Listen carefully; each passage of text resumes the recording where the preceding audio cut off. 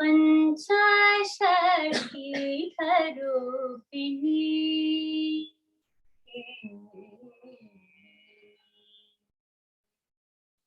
पंचाशत्पीठरूपिणी मां पाहि श्री राजराजेश्वरी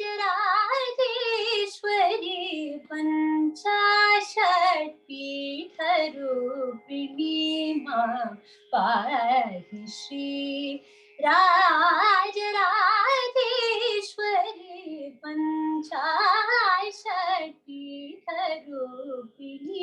मां पाहि श्री राजराजेश्वरी पंचाशत्पीठरूपिणी मां पाहि श्री राजराजेश्वरी पंचाशत्पीठरूपिणी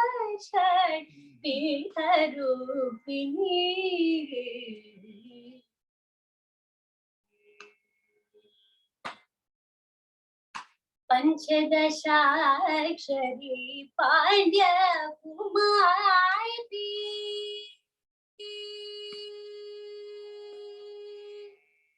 पंचदशाक्षरी पांड्यकुमारी पंचदशाक्षरी पांड्यकुमारी पद्मनाभ सहोदरी पद्मनाभ सहोदरी शंकरी पंचाशत्पीठरूपिणी मां पाहि Shri Rajrajeshwari पंचाशत्पीठरूपिणी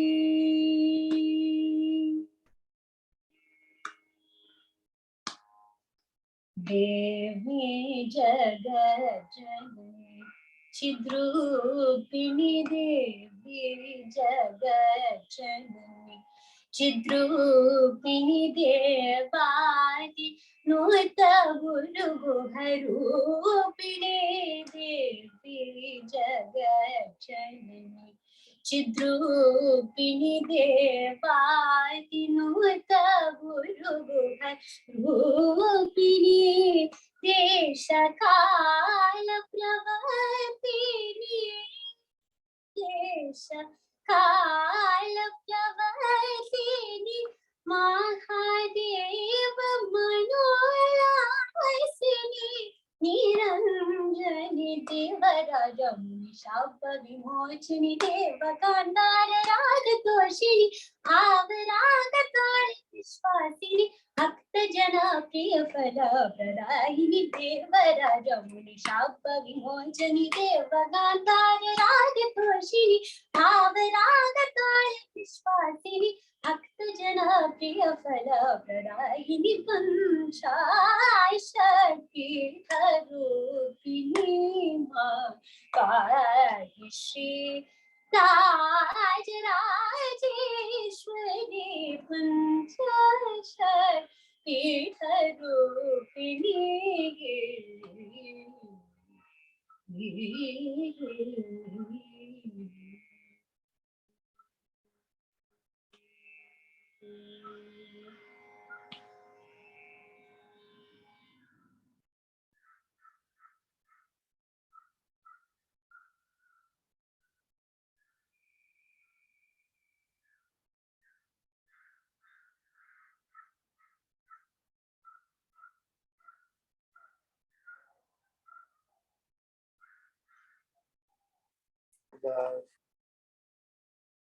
You see that little white box? Got it?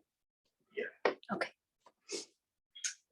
All right. Well, welcome to everyone. And we have some returning people. We have some new people. So I think here in person satsang, let's go around the room and introduce ourselves. I'm Jim. Hello, I'm Amini. Hi, I'm Vinayak. Okay. My name's Mike. I'm Priya. I'm Shivaka. So you're welcome. So where we are in our text, excuse me, we are in the 18th chapter, which is the recapitulation of the whole teaching. And in it, Lord Krishna is going to go through the various topics that have been covered in the entire text through the lens of the three gunas. Guna means quality. And we look at it from two standpoints. Again, for those of you who are new, this is a concept that's borrowed from the Sankhya philosophy. Gita is not a Sankhya text, it's a Vedantic text. But it uses the language of the Sankhya. So the three gunas are tamas, rajas, and sattva. Tamas, the principle of inactivity, of lethargy, of delusion and illusion. Rajas, the principle of activity, where we have all our striving, our ambition. Of course, this is where all our suffering is. Sattva, the principle of non-activity. I do nothing. It is the equipment. It is the Lord who does all the action. And we've looked at various parts of our lives through this lens. So what verse are we on tonight? We're on 43. 43. Will you help us out, please, Deepa? Sure, just a second. Let me present.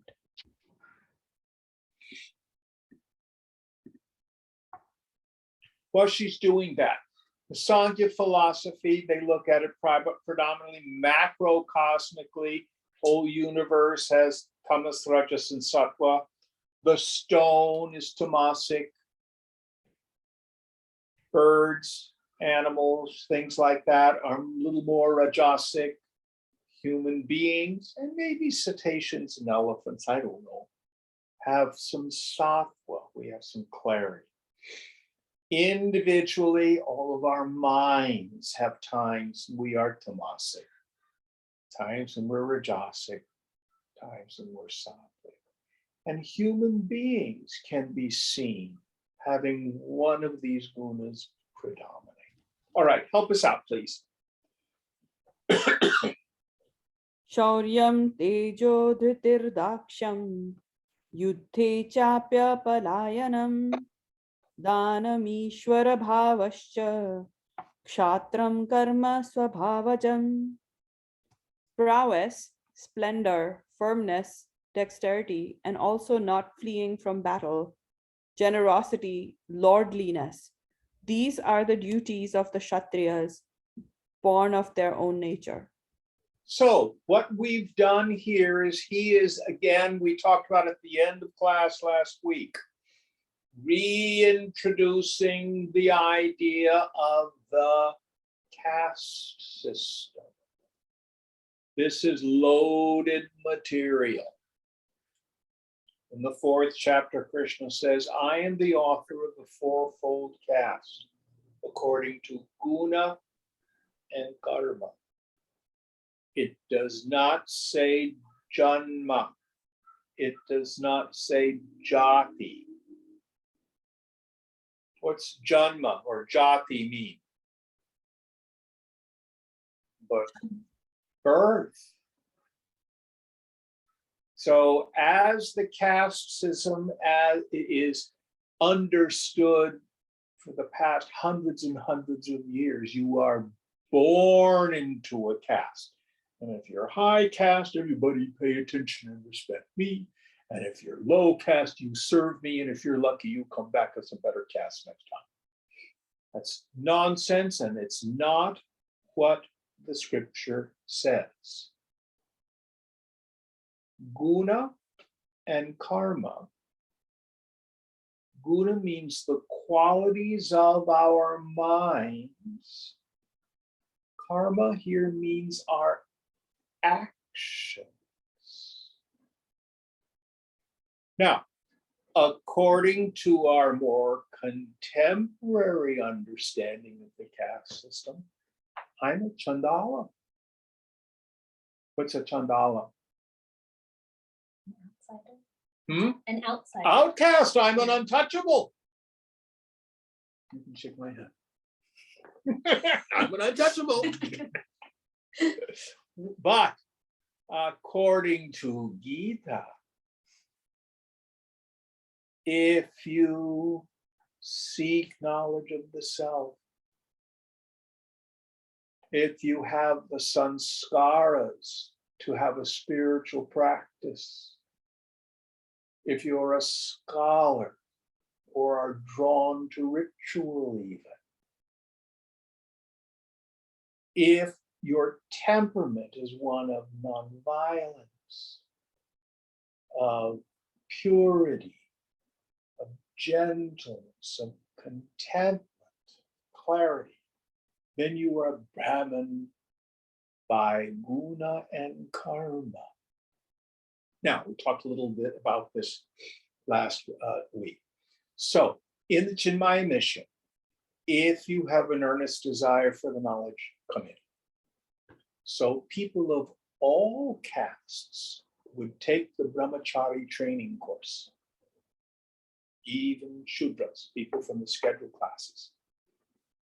Now, any of you ever visited any of the Shankara mutts in India, like Sringeri Mutt and all that? Who's done any of that? You have. You know, I can't go in. Guess why? I'm a white guy. Really only let Brahmins in. You have to be a Brahmin. Huh? You have to be a Brahmin. Yeah. But the brahmacharis from the Chinmaya mission, no matter what caste they were born into, Shankaracharyas, they're Chinmaya Brahmins, they could come. Meaning he really understood what was deep about it. It's not about birth. So now, last week we had an explanation of what it is to be a Brahmin. Now, if you were born a Brahmin and you have your Gayatri mantra and you are threaded, but you spend your time grubbing for money, acquiring stuff. Swamiji used to say this, it was really quite shocking. And have no interest in the spiritual life, you're nothing but a merchant, he would say. Guna and karma. Any thoughts on this? I'm not making this up. It's in the scripture. So now he's going to describe those. Oh, by the way, the other point with the fourfold system, the caste system. No caste is more important than another. All of them are essential for society to function. So the Brahmins are those who are holders of the intellectual property. They're the thinkers, the scholars. Kshatriyas, they stand for justice. They're not only the soldiers, but they're also the attorneys, the civil rights activists. When I was at the symphony today, I was down at Civic Center. Huge demonstration of people demonstrating in support and solidarity with the women of Iran. Those are Kshatriyas. They want to make a difference in the world through their actions. Some of us are involved with the production and distribution of goods and services on all sorts of levels. It can be you work at Whole Foods, or it could be you work at Facebook or Google. Those are the Vaishyas, the people who are involved with the production and distribution of goods and services. Then there are those people, we would call them tradespeople, people who enjoy working with their hands. Agriculture, building houses, this sort of thing. Those would be the Shudras. None is more important than the other. Each has their function in the society. It is much, much later that the idea that some castes are superior and some are inferior, and the whole bondage of social rigidity came into place. So please understand this. These are universal principles. So now Krishna is describing those of us who are from the warrior caste. So read the English, please, again one more time.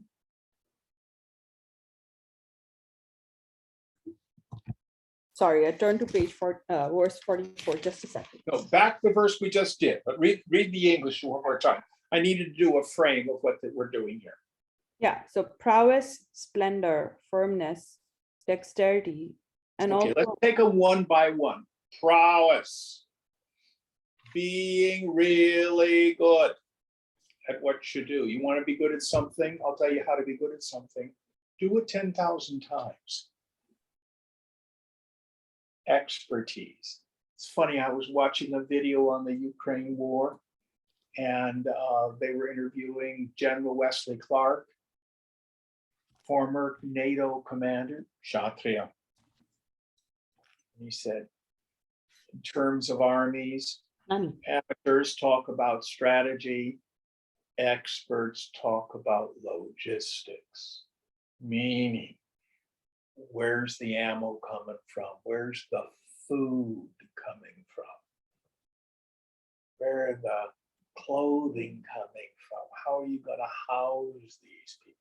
Russians have not done well with logistics. It's an old adage, an army travels on its belly. Expertise, prowess. Next idea. splendor. Splendor. So, those of us who shine in this world, charismatic people, the leaders,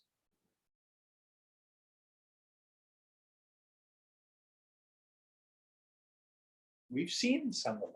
Doesn't mean they're all good.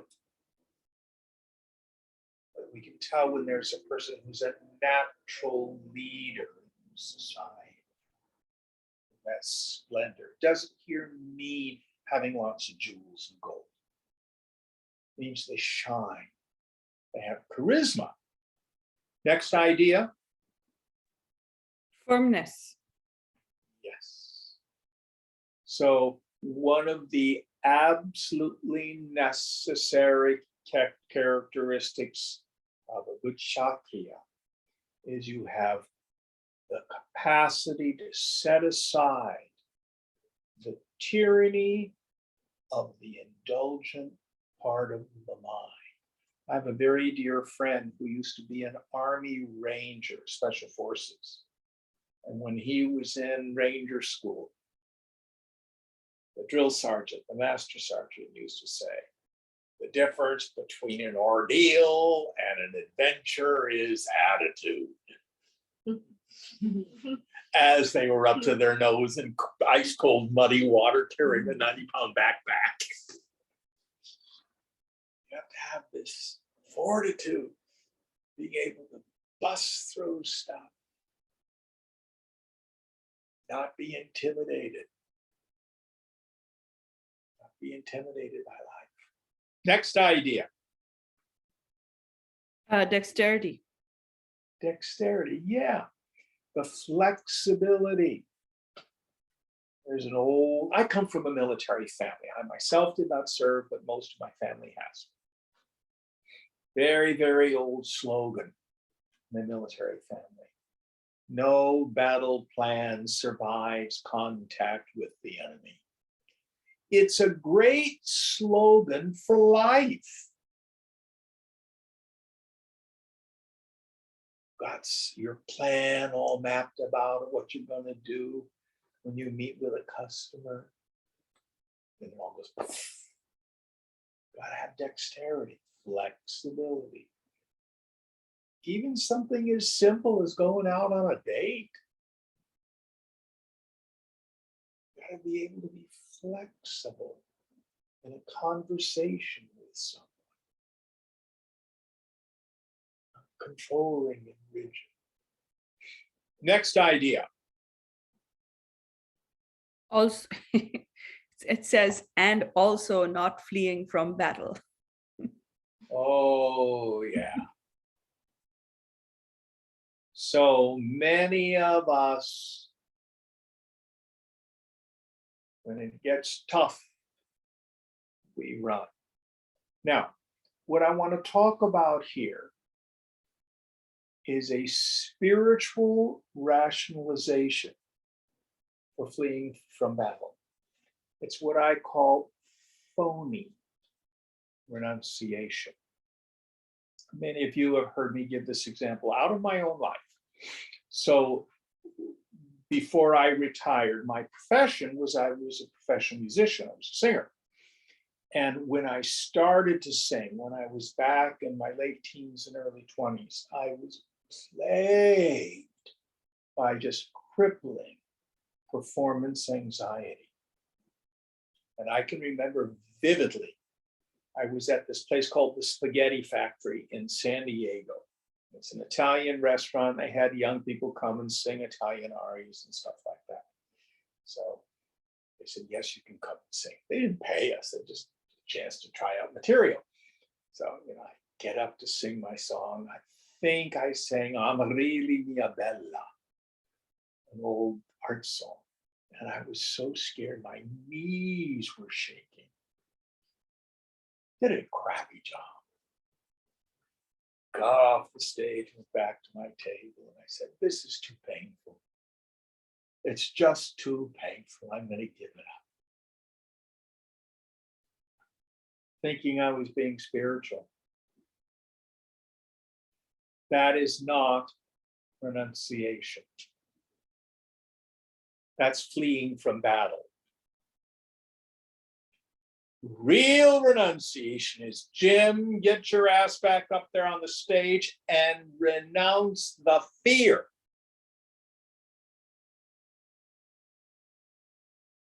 First of all, quit being so damn self-centered. You had your mind on the music instead of on yourself, probably wouldn't have happened so badly. You understand the subtle difference?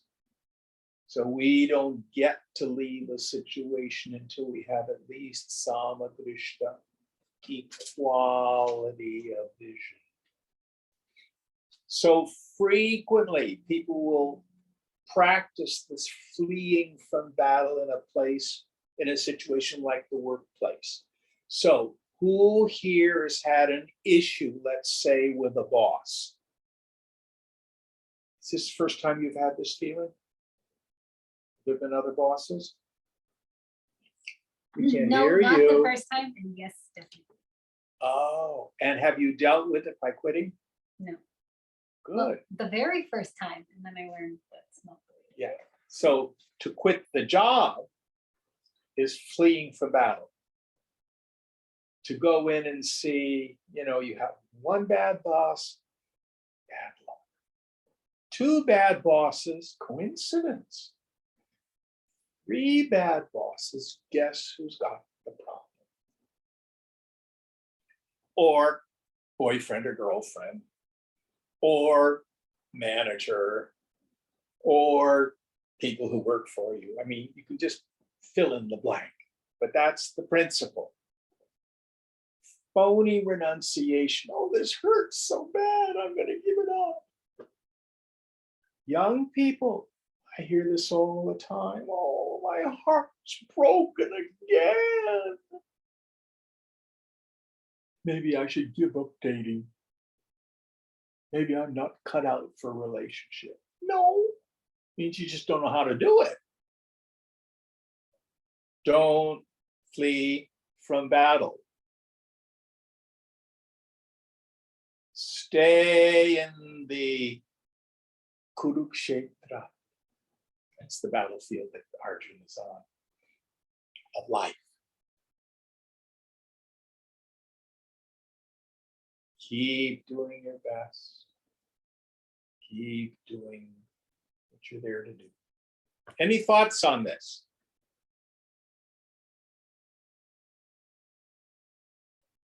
Very important point. Next idea. Generosity. So those of us with the warrior temperament, Kshatriya temperament, it is our job to support, first and foremost, those people who are holders of the spiritual tradition. Always. If you're a person with wealth, and you have a good job, and you're fighting the battle of life, we contribute to where we get our spiritual support, generosity. But on the other hand, it is also our responsibility to contribute to the well-being of the society at large. So endemic poverty is our job to deal with if it's Kshatriyas. Who else is going to do it? If women are denied their rights to proper reproductive health care, it's our job to do something about it. So we have to have this generosity of spirit, giving of our time, our talent, and our treasure in life.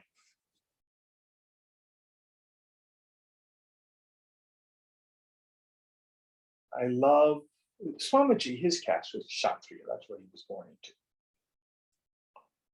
But once a day, they call him Puja Gurudev. He's spinning in his samadhi stall with that. Worshipful, divine teacher. Once when he was asked, what title shall we call you by in the Chinmaya mission? Thought a moment, Mukhya Sevak, head servant.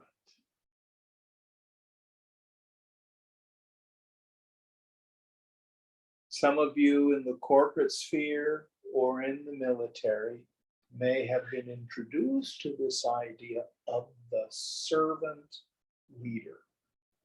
Who's done some reading or studying on that? Very different than those who manage through fear and intimidation. Be a servant leader. So this is this generosity of spirit.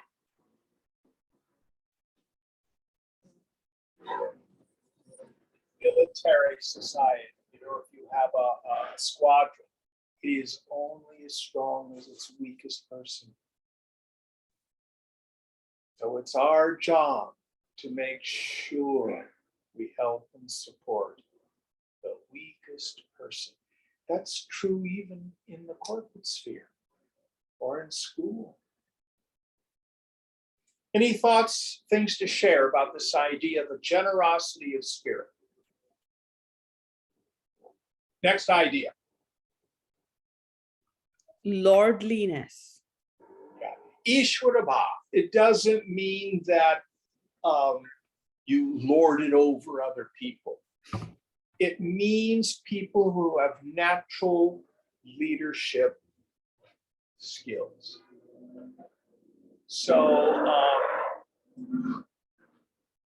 on a team at work or among a bunch of friends, you know, something needs to be done and nobody knows what to do. Someone steps up to the plate and takes some leadership. It's incredibly important in life. I don't like the translation of lordliness. That's not what it means. It means leadership. It means leadership. And those who have this spirit, they lead from the front, not from the rear. What pops into my mind, any of you who've studied American history, you know, George Washington, who I think was well over 6 feet, and I think he was 6'2", which in the 18th century was a tall man. Most people were like 5'2", 5'3". And he had a big horse that he rode. And he was a commanding presence. And he led from the front. There are stories about there was one battle where the American army was in retreat. One of the other generals had commanded a retreat. Washington was furious, so he meets him on the road and says, "No, follow me!" Charges, and they all turn around, they follow him. Leadership skill. Next idea. That's it. Then the All rest right. of the phrase. So not all of us have these qualities, and some of these are karmic. We can't necessarily develop them through practice. We can get better at it. But I think many of us know people in our life who are these natural leaders. They have the Kshatriya temperament. No matter where they're born, could be outside of India, may be born in some other caste. But this is their guna and karma. All right, next verse.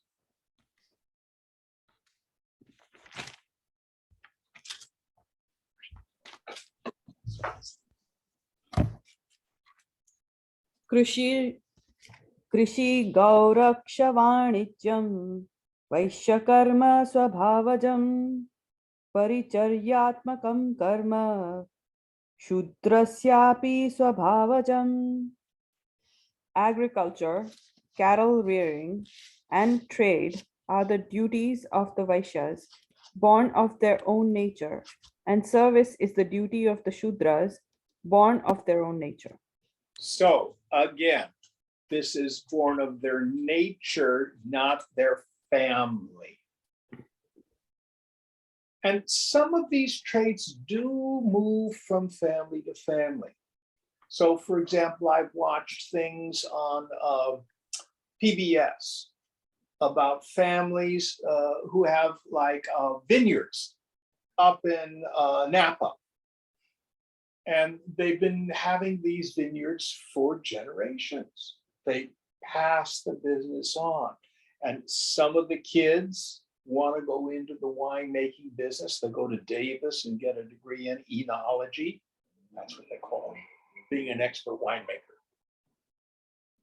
But others move to Menlo Park and go into IT. It's not for everyone. Many people, they like the rural life. They're attracted to it. Their dream is to go to the country, get a few acres of property, farm, ranch. You'll see people in Wyoming. These are Vaishyas. There are others of us who are involved. Again, this is in its cultural context. It was, at least 2,500 years old, maybe 3,000 years old.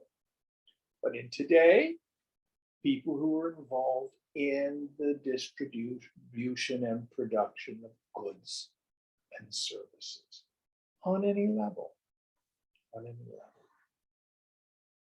This may be where you're drawn. And again, it is not less than the other two castes, varnas, we've discussed. Any thoughts on this?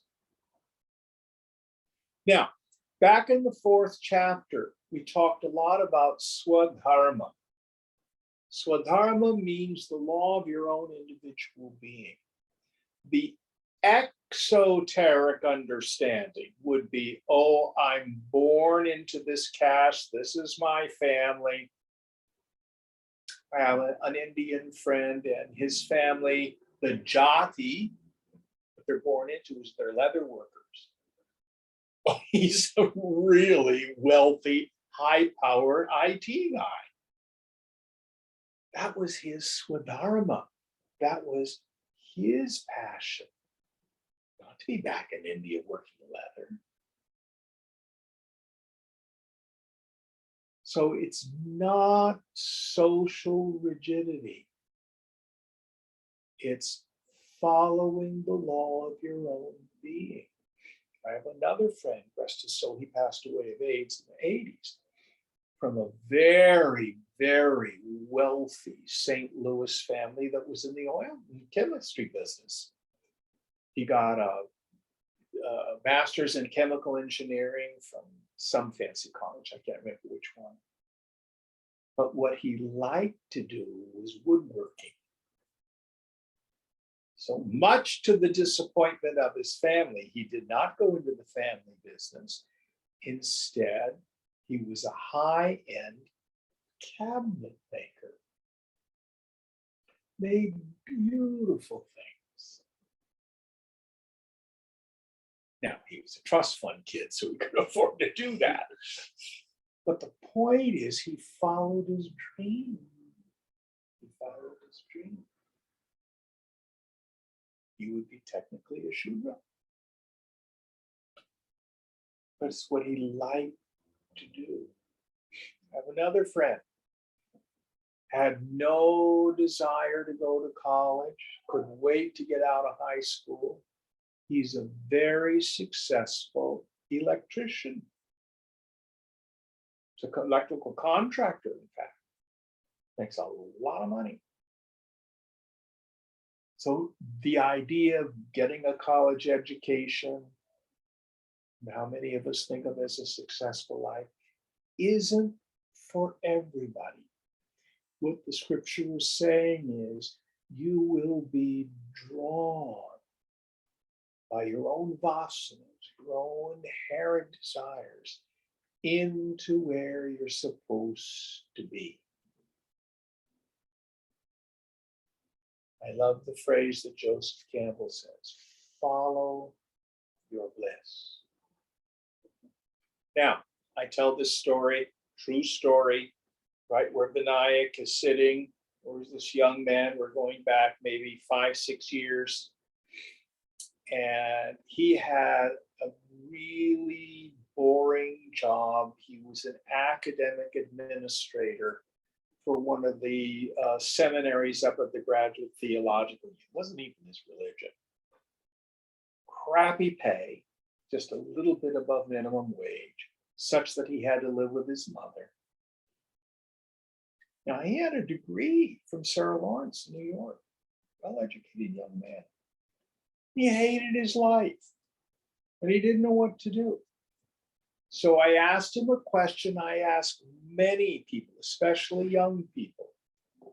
If you were independently wealthy and had all the education that you wanted and all the contacts that you wanted, what would you be doing with your life? He didn't miss a beat. He said, I'd sing. That's what he got his degree in, and not voice, but in liberal arts. But he's majored. He did, I guess he was a voice major. Don't you think? What did I say to him? Why the hell aren't you doing it? Listen carefully. Many of us have this illusion. I'm going to work at something I feel disaffected from, alienated labor, till I make enough money. Then I'm going to do what I want. Who's had that idea? Stupid. Why?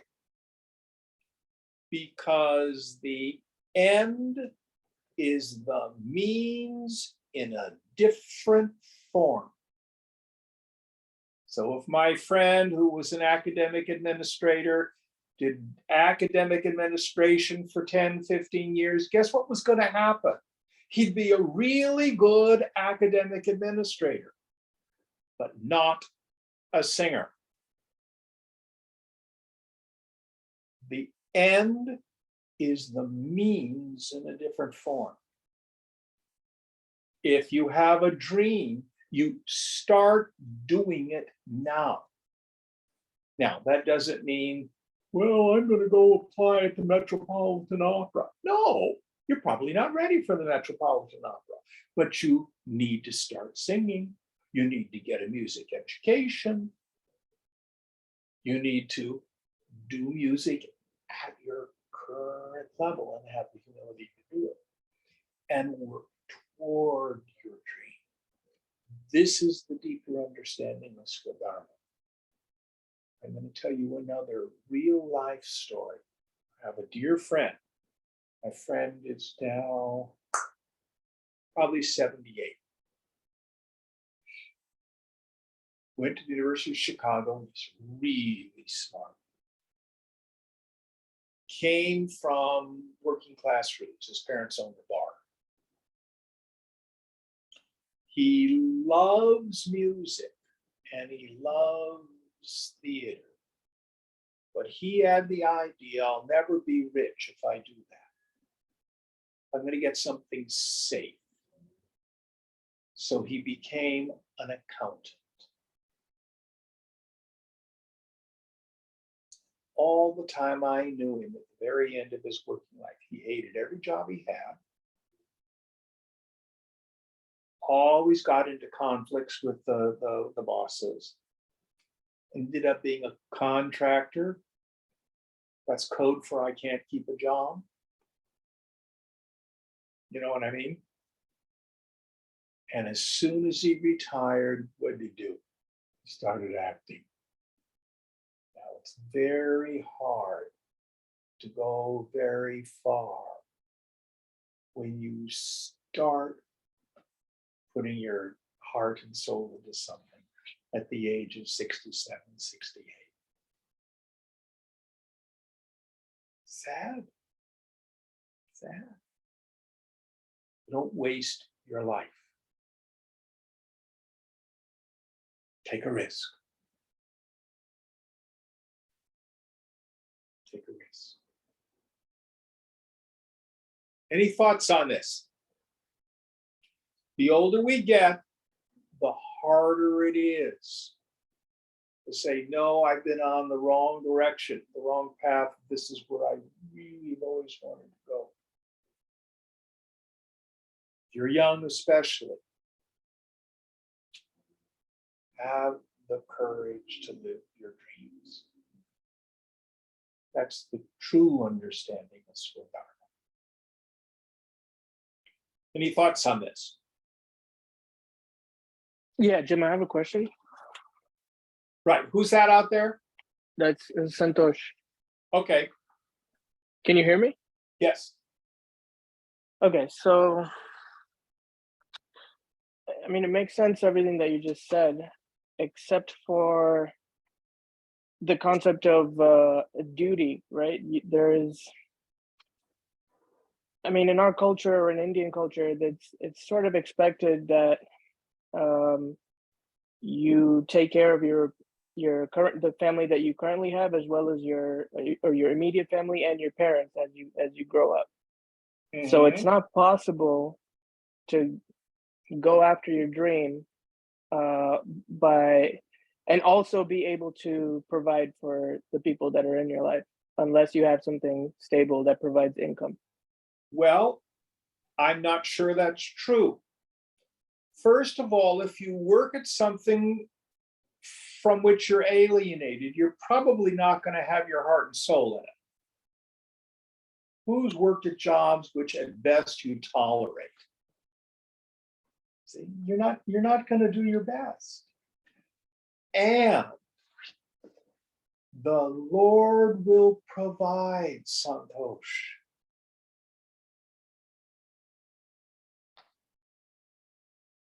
I didn't become a professional working musician until I was 52. I was an amateur. I worked at it on the side. I had no idea, but I just kept following it. And I was able to make a good living. For me, I'm simple tastes. Now, in terms of taking care of your parents, this is in their old age. I can't tell you, I've talked with some Indian kids and their parents are in their 50s and they want to take early retirement. They want their kids to take care of them.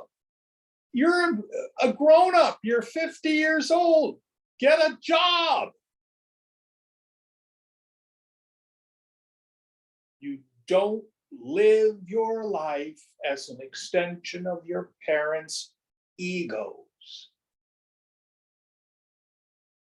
You follow your dream. Now, when your parents are in their late 60s, their 70s, that's a little different. Maybe you help them out somewhat. But each family situation is unique. We can talk about this, but it's a sin to trash your own life because you think what you have to do is live someone else's.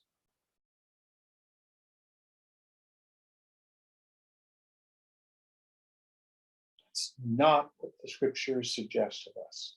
That's not according to Dharma. Let me give you a real life example. So Shankara, his father dies. His mother had one kid. Shankara says, I want to take sannyas. She says, you can't, you got to take care of me. So he's down at the river. You all know this story. What happens to Shankara? Crocodile comes and grabs him, drags him out into the water. And he says, Mommy, I'm going to die.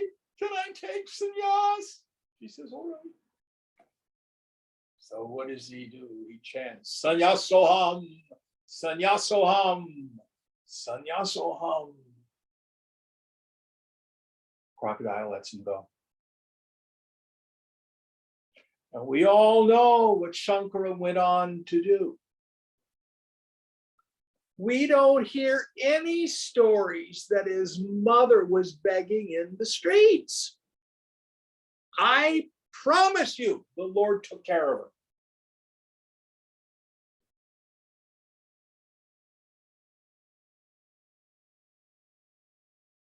Now, talk about someone who's useless, sannyasi.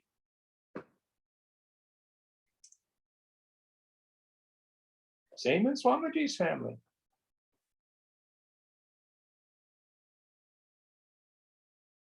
So it's not necessarily true, but I don't want you to think that you have a false responsibility that requires you to give up your dreams.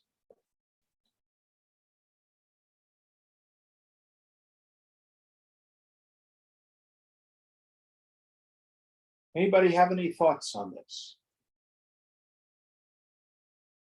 And that doesn't mean say you want to be a rock and roll musician. You might make up enough money to be able to support your parents or find some other way. But one of the things many of us suffer from is I think I'm an indispensable person. Santosh, what would happen if you got hit by a bus tomorrow? What would happen to your family? They would go on. Yeah. And I bet they wouldn't starve in the streets. So that's part of our vanity, that I'm an indispensable person.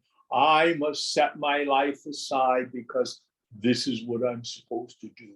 And that makes me martyr important. Look at how I suffer. I'm a good son. That's crap.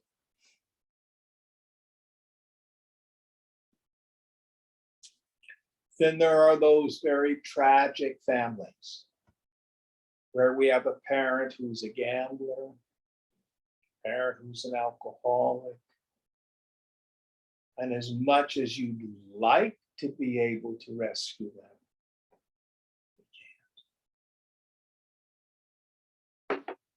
That's a heartbreak. But the scriptures do not say ruin your own life financially because of the irresponsibility of the parent. So each one of these situations is unique and individual. I'm not saying I have all the answers, but come talk to me individually. I can only give you my best suggestions. Good question. Very good question.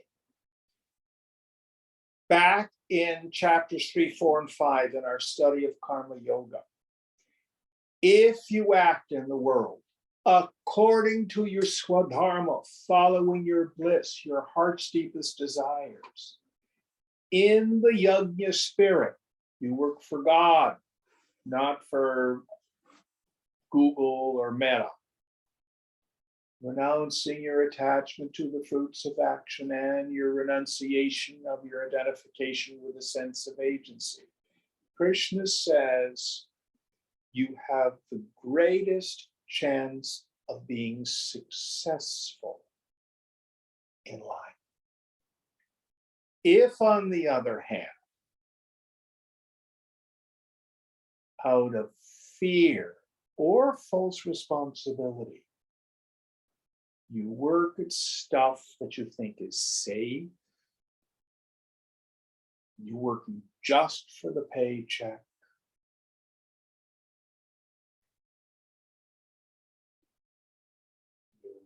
you shut your own life down, and you're probably not going to be very good at what you do, nor are you going to maximize or actualize your earning capacity.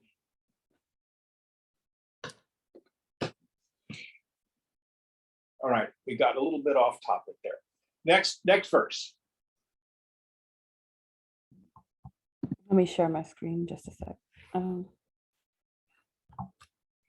Swe swe karmanya bhirata samsiddhim labhate nara swakarma nirata siddhim yatha vindati tachranu. Devoted each to his own duty, man attains perfection. How engaged in his own duty, he attains perfection. Listen. So, going back to these 5 elements of karma yoga, this is what he's recapitulating in this thing. First principle, act. We do not attain perfection by withdrawing from life. Unless it's given you to do that. If, like Ramana Maharshi, he was drawn to leave life.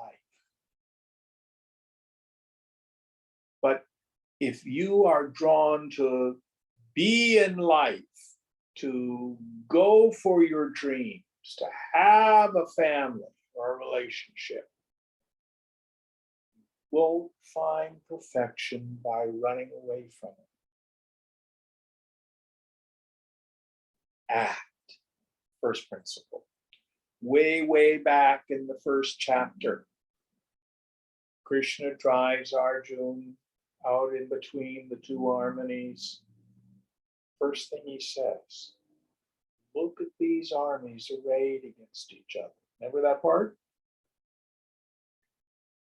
And up to that point, Arjun's acting like a man of action. Go here, do that. He looks. Ooh, their army's big. Those are my cousins over there. And my grandfather. My beloved archery teacher. The man to whom I owe all my devotion and loyalty. Anyway, my older brother has a gambling problem. How stupid to lose a kingdom on a dice game. I'm not so sure this war is the right thing. Maybe I should just go into the forest and meditate. Ahimsa, ahimsa. And he sits down in the chariot and says, I will not fight. Krishna, knowing this is phony renunciation, starts poking at his ego.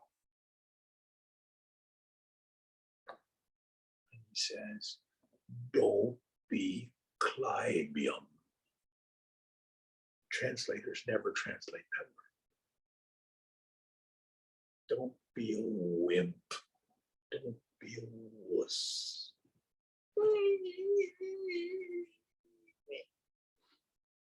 Wonderful word. Sometimes they call it effeminate, but it's not that.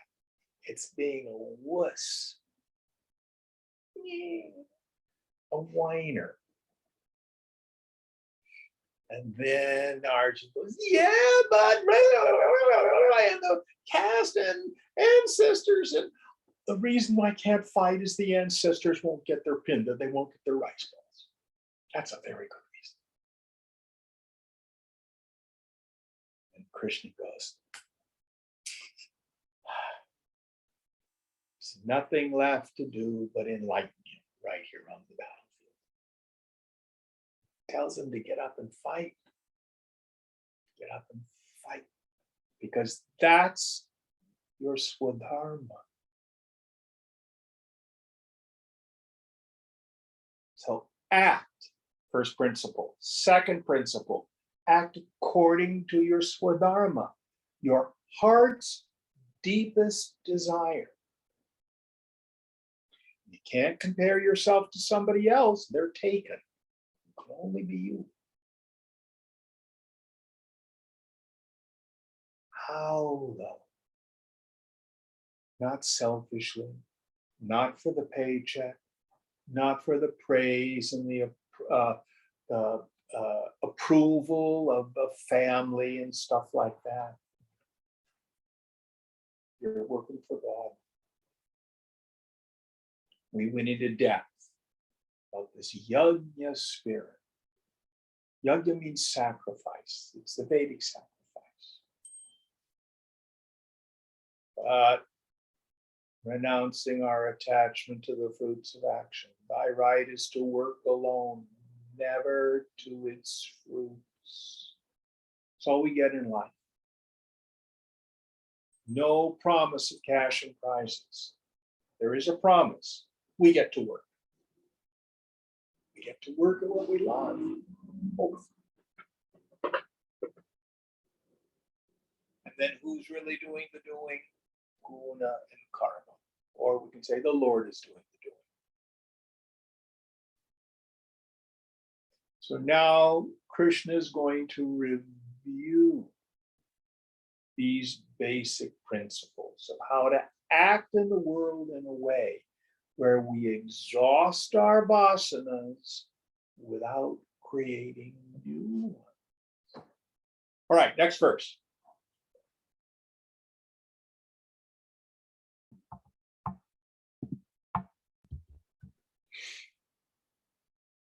Yata pravritir bhutanam yena sarvamidam tatam swakarmana tamabhyarcha siddhim vindati manava.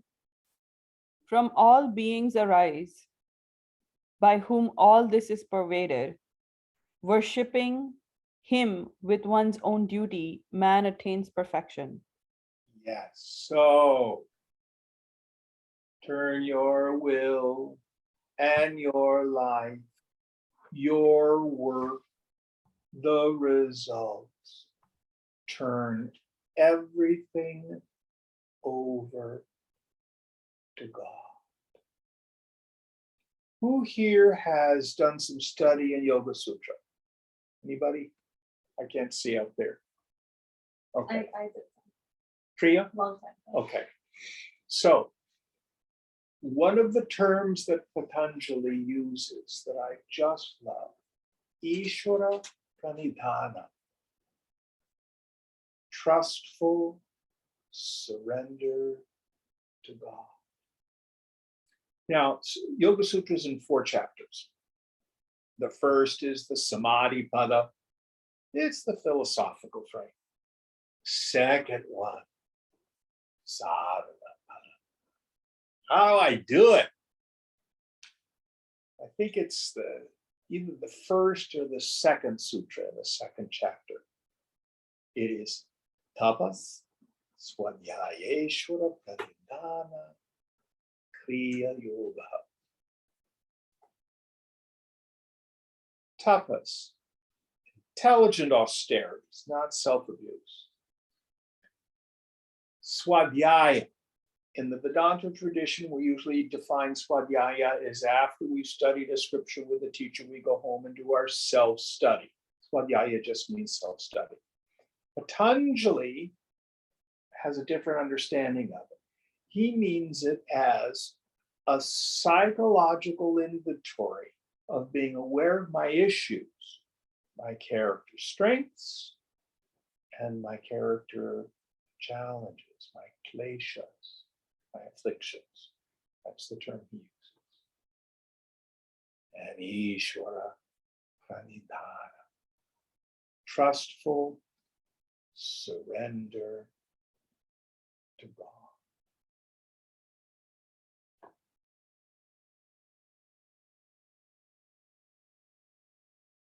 Some of us, I'm a crappy yogi. I'm just a crappy yogi. I have the mind of a rebellious outlaw. If I set my mind, I'm going to do blah, blah, blah, blah, blah, blah. Some people are very disciplined. I end up doing the opposite. Anybody else have a mind like that? So I'm not very good at disciplining myself to do things. So the easy way is I let God do it. I can't. He can. I think I'll let him.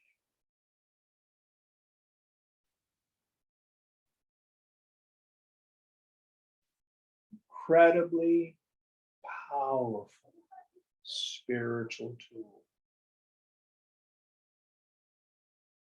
to turn our will. One of the things the Master Jesus used to say, nevertheless, not my will, but thy will be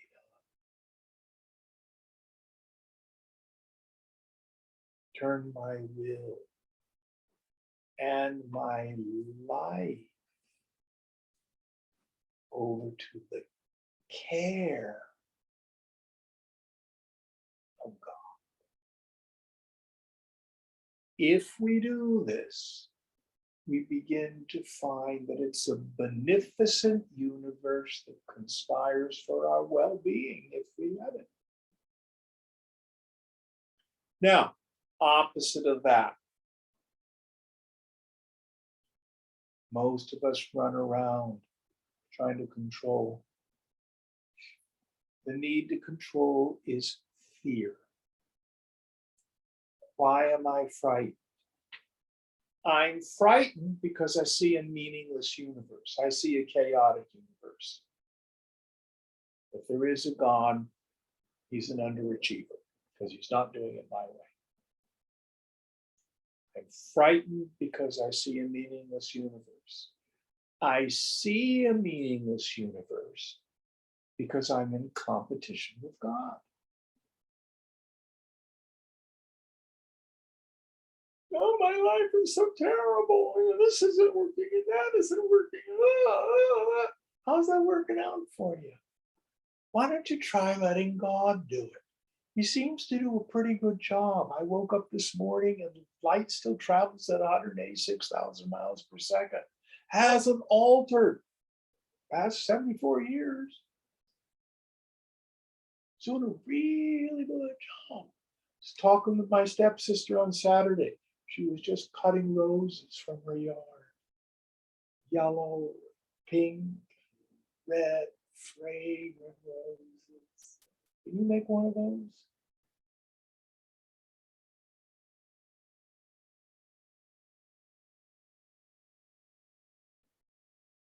Out by the lake, sit on a bench.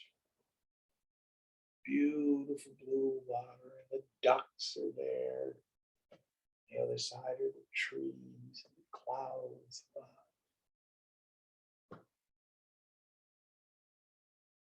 The mad painter. Just incredible beauty. Can you make a work of art like that?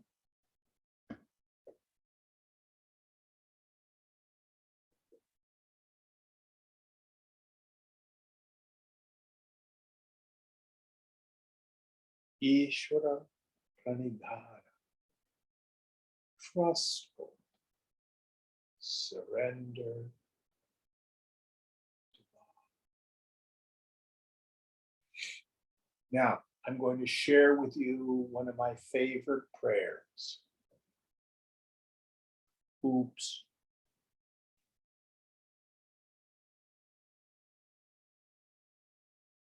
It's okay to make mistakes. The corollary to this is anything worth doing is worth doing badly. Because if it's really hard, if it's really important, you're probably not going to do it very well the first time. Your speech pathology. You have kids who try a particular change in their behavior, the way they speak. I can't do it the first time and they want to give up. Does it happen? All the time. Yeah. Because it's hard to make those changes. It's hard. Tapas. We have to do tapas.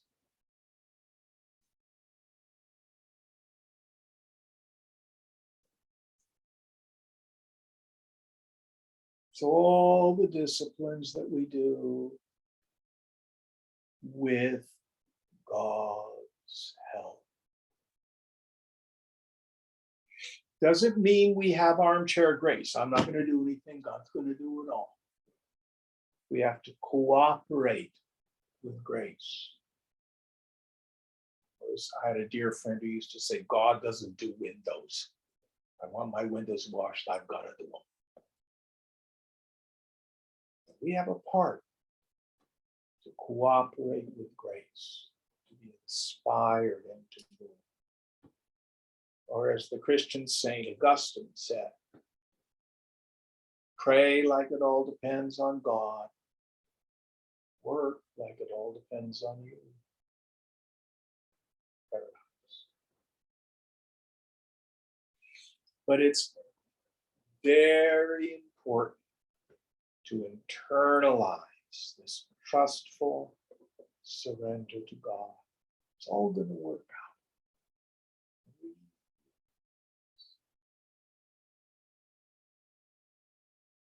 Any thoughts on this?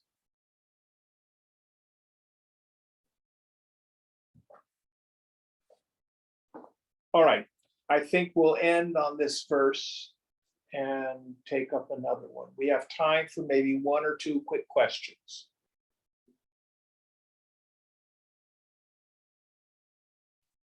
As you talk about the four types of people, like who you are, is there a mixture of those four? Can you have some of this and some of that? I think in our modern society, which is not quite so stratified, yes. Or you can go through different stages during a life. I think absolutely you're right. Did you all get his question? Some of us are products of a mixed marriage. So we're part Kshatriya, part Brahmin, part Vaishya, part Shudra. It's okay. There's no rule. The scripture just simply identifies these four archetypes. These four archetypes. Where we get into trouble is, let's say your heart says you want to be, say, a musician. And your parents say you will never make a living as a musician. What you need to do is be an accountant. And then you're fighting your nature, your life. Did that make sense? Yes. By the way, Karl Marx wrote a wonderful essay on alienated labor. Not yoga at all. But it's marvelous because he talks about the soul-crushing nature, working at stuff that we're alienated from, especially if someone else is getting all the profit. All right, we will end here. Oh, I'm sorry. I had another question. Do we have Please. time for one more? Yep. Okay. I think one of the things I really struggle with in my practice is when I don't have as much to do, like when I have a relatively relaxed day or I'm still doing my work, but there's not quite so much. It's very easy for me to do it happily and do it with this sense of union or working towards union, maybe. I find that when I have too many things, as often happens, that lovely sense of serenity and doing things happily goes away very quickly. And there's a stark difference between both types of days. Yes. And I think that I find that, maybe the running away solution is to be like, oh, take away the other stuff, right? But I think I realized that on the busy day, those things are important and they're part of life. So how do I do the busy day like I do the non-busy day? We'll have to talk offline on that. Okay. It's going to be a long question. But Okay. right off the bat, balance. Frequently, we load up our busy day and underneath there's fear. Well, if I don't take on all these students, I'll end up as a bad lady. I'll make enough money. Or somebody's gonna, end my contract, or somebody's gonna look down their nose at me. But you get to decide how many students a day can you reasonably handle. I know I have friends who are psychotherapists who get into this thing. How many clients do you have?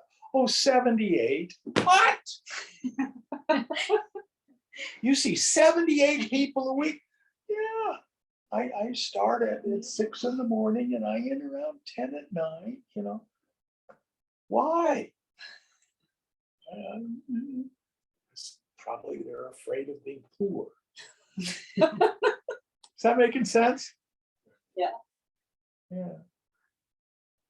So God will take care of you. And a balanced life is a healthy life. That's what the Buddha taught us. He talked about the middle path. Don't eat too much, don't eat a little. But don't work too much, but don't work too little. Pray and meditate. That should be part of your daily regimen for your spiritual health. It's more important than work. Is that useful? I think it's a lot of like deciding what's not important. It's not that it's not important. Not You can say, no, I have no time today, but I do on Thursday. And people have just got accepted.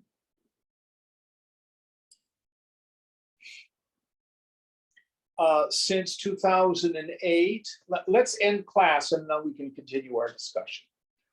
Om Purnamada Purnamidam Purnat Purnamudachyate Purnasya Purnamadaya Purnameva Shishyate. Om Shanti Shanti Shanti. Hari Om Sri Guru Pyo Namaha. Hari Om. So, starting in the 30s, up through the post-war era, one of the things trade unions worked very hard on getting for the American worker was the 40-hour work week. Then much of it happened actually rather recently in 2008 and 9, when there was that terrible economic collapse. And what many companies did is they laid off a lot of people. And then they added hours to their salaried people at no increase in salary. So many people, especially in tech, they don't have a 40-hour work week. It's 50, 60 hours a week is the standard now. You're at Google, right? Arjun? Yes. What's the average work week, would you say, for the engineers and the techs at Google now? About 50 to 60, somewhere in that range. Yeah. So we have gone backward. In most of Europe, a full work week is 36 hours with 6 months paid vacation. This is a civilized way to live. 6 weeks. 6 right? weeks. 6 Jim, weeks. Did I say 6 months? Yeah. I meant 6 weeks. 6 weeks. That would be really nice. Really nice. But you know, yes, our American productivity is really high, but Swamiji used to say, America has a high standard of living, but not necessarily a high standard of life.